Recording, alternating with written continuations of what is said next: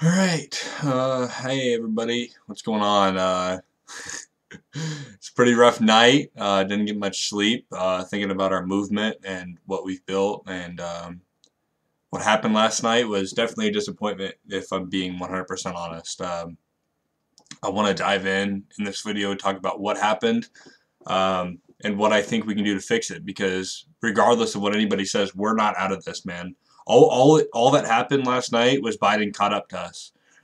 Once all the final delegates are allocated, it's going to be even. You know, Bernie might be ahead a little bit, Biden might be ahead a little bit, but it's going to be even overall. So what can we do to fix this going into the next states? Well, first of all, I want to go ahead and take a peek at the results, and then with those results, I want to talk about what we can do to fix it, because they go hand in hand. So here we have the Super Tuesday results. You can see most of them have reported fully. Some of them haven't yet. But we can see Alabama, Joe Biden obviously killed it there. We knew that. Arkansas, Joe Biden did well in Arkansas. We knew that was going to happen for the most part. There was a slight chance that Bernie could do well there, and he didn't do horrible. But here is the mother load here, and Bernie is doing extremely well here. And what's key about this is there's only 2 viable candidates. So that's really well. Colorado, Bernie did really well, not as well as he could have. And what's sad about this is there's 4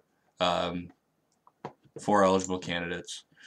Maine, Biden did extremely well in Maine for whatever reason. This still isn't fully counted. Bernie's probably going to end up winning it, but Biden still did well. And there's one thing that you can notice about all this, and here we go with Minnesota, which I thought Bernie would win. North Carolina, which Joe Biden did pretty well in. We kind of expected that to be a harder state. Oklahoma, we expected that to be a harder state. Bernie still did half decently well. Tennessee, we expected that to be a harder state. Texas, we expected Bernie to win. Bernie actually lost. But it was close, and the delegate swing's only 10 delegates, which isn't huge. Utah, Bernie did well, and we expected that. But once again, 4 eligible candidates. Vermont, Bernie did well. Not as well as we wanted. We wanted that to be more of a landslide, but he did well there. And Virginia, we expected that to be a tough one, maybe not that tough. Now, what do we notice about every single one of these states where Bernie is close? Let's look at Colorado, for example. Bernie was supposed to kill it in Colorado, and he did. He won by a substantial margin. But what do we know about this? Right here, guys. Right freaking here. This 130,000 votes, not every single one of Elizabeth Warren's supporters would have went to Bernie, but the vast majority would have if she would have dropped out, much like Pete and Tulsi, or Pete and frickin' Amy Klobuchar did. Went to Biden. So if she would have dropped out, this 17% is irrelevant to her, okay? And she gets 1 delegate out of it. Why? Why stay in and be a spoiler to Bernie and the progressive movement? I mean, she has spit in our face over and over again. And it's demoralizing for her to still be in there, for herself as well. Let's look at Massachusetts for a second, her home state. She got 3rd in her home state. She was a spoiler for Bernie and the progressive movement. This 289,000 votes, not all of them would have went to Bernie, but most of them would have. I mean, let's say 3/4 of them would have. That would have put Bernie at least on top, close to on top. I mean, let's look at freaking Utah, for example, where there's 4 eligible people. This 26,000 votes is a waste of time. Complete waste of time. If 3/4 of that would have went to Bernie, it would have been a landslide. You know what I mean? Let's look at Vermont, too. That would have been, that 12% waste. 19,000 people wasted their vote on Elizabeth Warren. And not all of those people would have went, but let's say even half of that would have went. Then that's like a 60-point deficit or win for Bernie. Colorado, same boat. I don't know if I already looked at that. California, same thing, man. 12%. 357,000 people voted for Elizabeth Warren for no reason. What are these 7 delegates doing? That hurts Bernie, man. That hurts Bernie. And that she is kneecapping the progressive campaign. And it's fucking pissing me off, to be honest with you. 100% pissing me off. Look at this. Maine. 30,000 people voted for her in Maine. Now, even if half of that, 15,000, Bernie wins in a substantial margin. Why do you need that 15.9, Elizabeth Warren? Why are you nursing your own ego and not just dropping out and endorsing Bernie like you should? I mean, look at this, Texas. This is the state where it matters the most because 215,000 people voted for frickin' Elizabeth Warren, and Bernie's down by like 50,000. So not if a fourth of that went to Bernie, oh, he'd be in first in Texas, which this is a 10-point delegate swing, so it's not huge. But guys, she completely kneecapped our campaign. Elizabeth Warren did. So what do we do going forward? What do we do? I'm going to be honest with you. It's hard. It's hard going forward, but we're going to do it.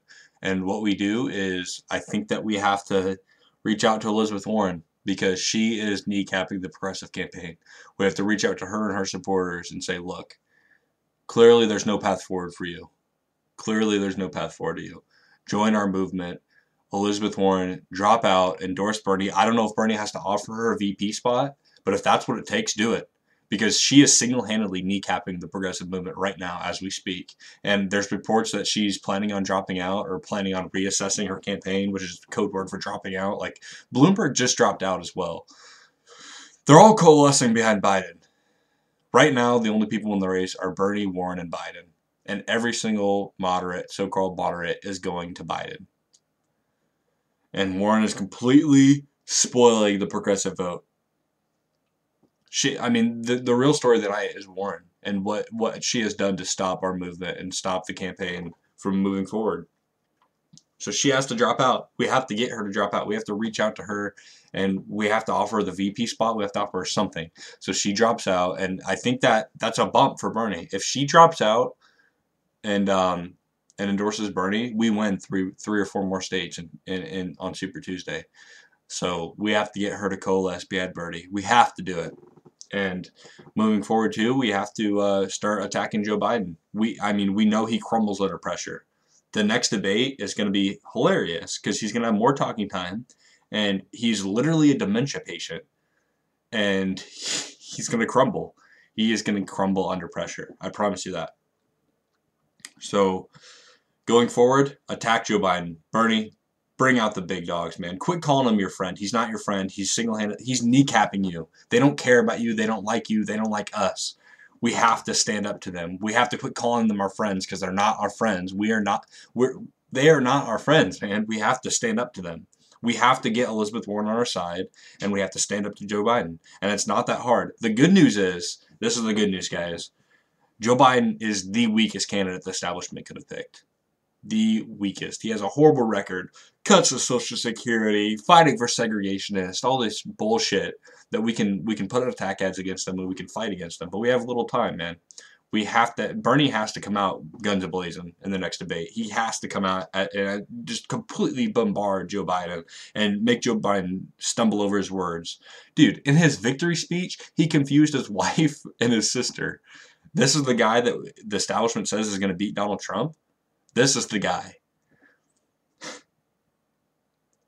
A vote for anybody but Bernie Sanders is a vote for Joe Biden, and in turn a vote for Donald Trump, because Donald Trump will completely landslide Joe Biden in the general election. Go out, if your state still hasn't voted, vote for Bernie, vote early if you can, knock doors, make phone calls, donate. We got to keep this up, man. We're not done. We're just starting. It's just a new race. The Empire Strikes Back. Next is A New Hope. And we're going to come back strong as ever. And I promise you that Bernie's not going to quit, and I promise you that I'm not going to quit. So thank you guys for watching. Like and subscribe if possible, and have a good day, guys.